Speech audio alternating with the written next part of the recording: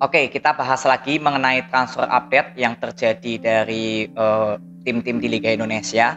Saya ingin bahas dari Persib Bandung dulu, di mana Mohamed Rashid sudah resmi berpisah dengan Persib Bandung dan kabarnya sedang didekati oleh Borneo ya. Jadi saya ingin menanggapi sedikit bahwa di musim kemarin saya sudah beberapa kali melihat permainan dari Rashid dan juga Klok. Kalau menurut pengamatan saya, penglihatan saya gitu ya, opini saya, ketika Klok bermain dengan Rashid, sebenarnya berapa kali di akhir-akhir pertandingan kemarin nggak terlalu bagus atau sedikit nggak nyetel dengan permainan dari Persib Bandung yang cenderung bermain cepat. Karena Rashid ini lebih tempo pelan, ya. Tapi kalau Klok emang sudah bagus ya, ini sudah cocok dengan permainan dari Persib Bandung. Tapi kalau Rashid berapa kali saya lihat ketika mendapatkan bola, ini temponya jadi pelan. Jadi pemain sayap dari Persib Bandung ketika mendapatkan serangan ya atau serangan balik misalkan, ini justru terhambat ketika Rashid membawa bola. Jadi pemain bertahan dari musuh sudah kembali lagi mengisi posisinya. Nah, justru saya lebih cocok ketika Klok bermain dengan Deddy Kusnandar di musim lalu. Saya beberapa kali lihat dan saya coba memperbandingkan Klok ini cocoknya berduet dengan siapa gitu ya.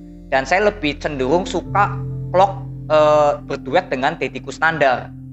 Walaupun secara performnya atau kualitas pemain dari Deddy dan juga Rashid memang lebih bagus di Rashid ya.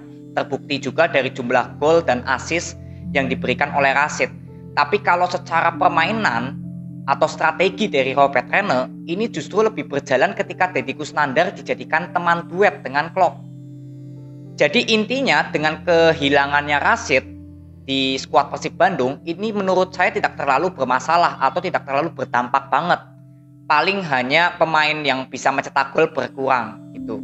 Tapi kalau untuk mendukung permainan atau strateginya Robert Rene, kehilangan Rashid saya kira nggak terlalu berpengaruh secara banget gitu loh, besar.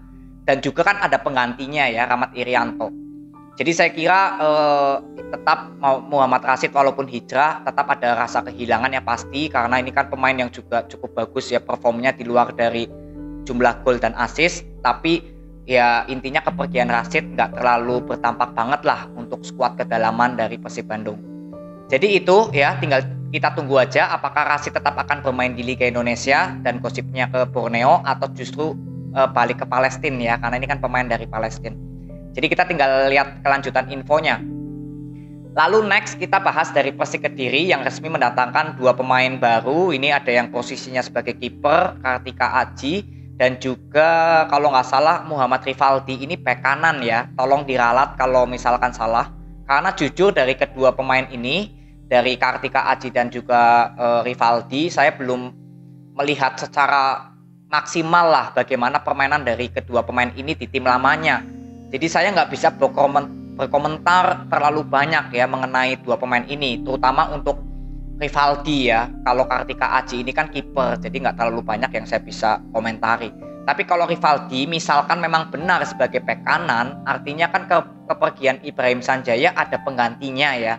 Tapi sebenarnya kalau saya lihat, Ibrahim Sanjaya ini cocoknya kan bermain di kiri, bersaing dengan Yusuf. Dan Agil sebenarnya lebih cocok bermain di sebelah kanan. Karena berapa kali Agil dipasang sebelah kiri nggak terlalu maksimal penampilannya. Dan Ibrahim Sanjaya juga berapa kali dipasang sebagai bek kanan nggak cocok juga. Atau beda lah dengan jika Ibrahim Sanjaya dimainkan sebelah kiri. Jadi dengan datangnya Rivaldi, misalkan memang benar posisi aslinya sebagai bek kanan, artinya bek sebelah kiri dari Persik Kediri ini kan hanya Yusuf ya, yang benar-benar murni bek kiri lah atau pemain sayap kiri. Jadi yang saya harapkan sih Persik Kediri bisa mendatangkan pemain yang untuk menggantikan Ibrahim Sanjaya yang posisinya sebagai bek kiri, agar bisa menjadi pelapis dari Yusuf dan juga persaingan di sisi sebelah kiri dengan Yusuf Maulana.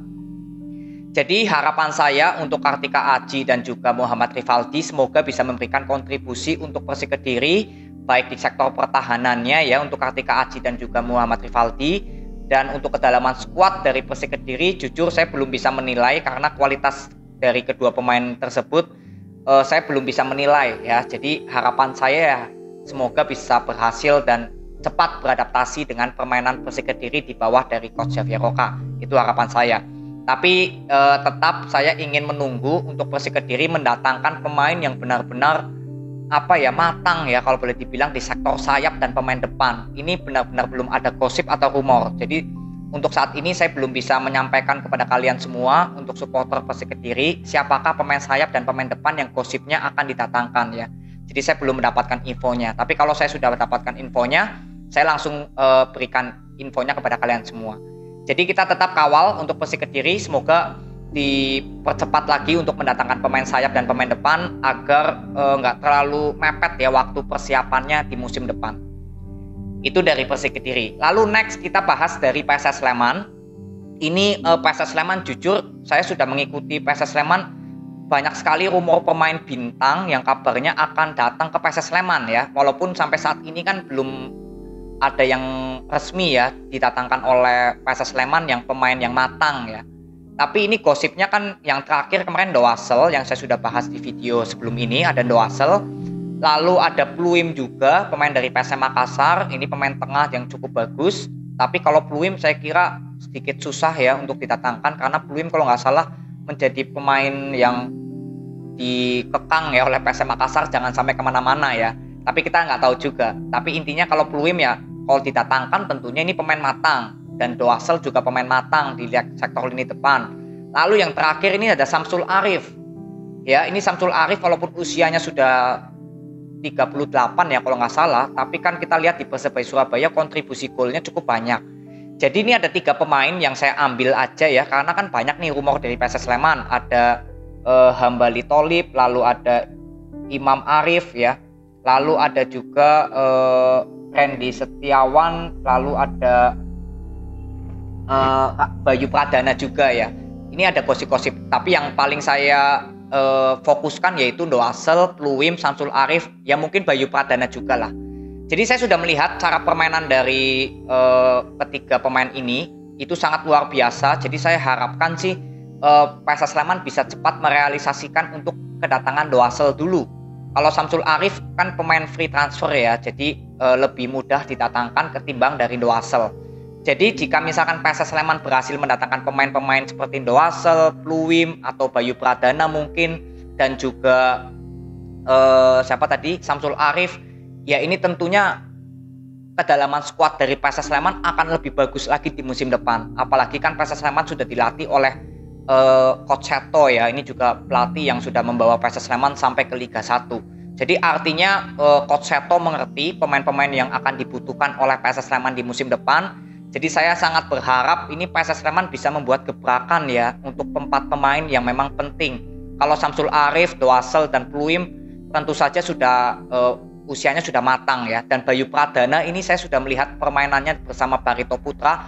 Ini pemain gelandang bertahan yang cukup bagus ya. Saya sudah beberapa kali lihat. Ini juga semoga bisa direalisasikan menjadi pemain PSS Sleman ya. Jadi pemain tengah dan pemain depan untuk lini serang dari PSS Sleman akan lebih tajam lagi. Karena kan Wender Luiz saya sudah bahas performnya naik turun di setiap pertandingan.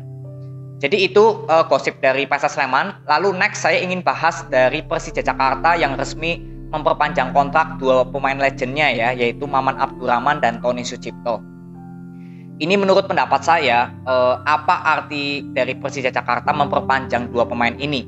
Kalau secara usia, memang kedua pemain ini sudah berumur lah, intinya sudah hampir kepala 4. Jadi untuk usia dalam sepak bola ini sudah nggak matang lagi. Tapi kenapa manajemen Persija Jakarta memperpanjang 2 pemain ini? Yang saya kira tujuannya adalah untuk memberikan pengalaman kepada pemain-pemain muda dari Persija Jakarta dan juga untuk memberikan support atau mental kepada pemain-pemain dari Persija Jakarta yang kita tahu banyak sekali pemain muda. Rio, Abimayu, ya, Osvaldo Hai, Taufik. Ini pemain-pemain muda semua dari Persija Jakarta. Dan tentunya dengan adanya Tony Sucipto dan Maman Abdurrahman, kita sudah lihat pengalamannya bersama timnas, lalu tim-tim yang dibela oleh kedua pemain ini kan bintang semua ya, tim-tim bintang semua. Jadi artinya untuk memperpanjang Tony Sucipto dan Maman Abdurrahman, ini juga saya apresiasi langkah dari manajemen Jakarta agar di internal dari Persija Jakarta ini tetap ada pemain legendnya ya, atau pemain yang bisa menjadi petuah untuk para skuad pemain Persija Jakarta yang masih muda ya. Jadi setiap pertandingan ini ada yang memotivator atau memotivasi agar pemain-pemain Persija Jakarta ini selalu kuat dalam segi fisik dan mental. Jadi ini yang saya apresiasi atau yang saya coba respon ya dari perpanjangan kontrak Maman Abdurrahman dan Tony Sucipto. Jadi ini aja 4 tim yang saya bisa bagikan kepada kalian dari Persib Bandung. Tadi ada Muhammad Rashid, lalu Persik Kediri, lalu PSS Sleman, dan Persija Jakarta. Jadi itu aja video yang aku bisa bagikan kepada kalian. Semoga ini bisa bermanfaat buat kalian dan kita terus tunggu gebrakan-gebrakan yang lainnya dari di tim-tim Liga Indonesia. Dan tentunya saya akan berikan update-nya terus kepada kalian semua.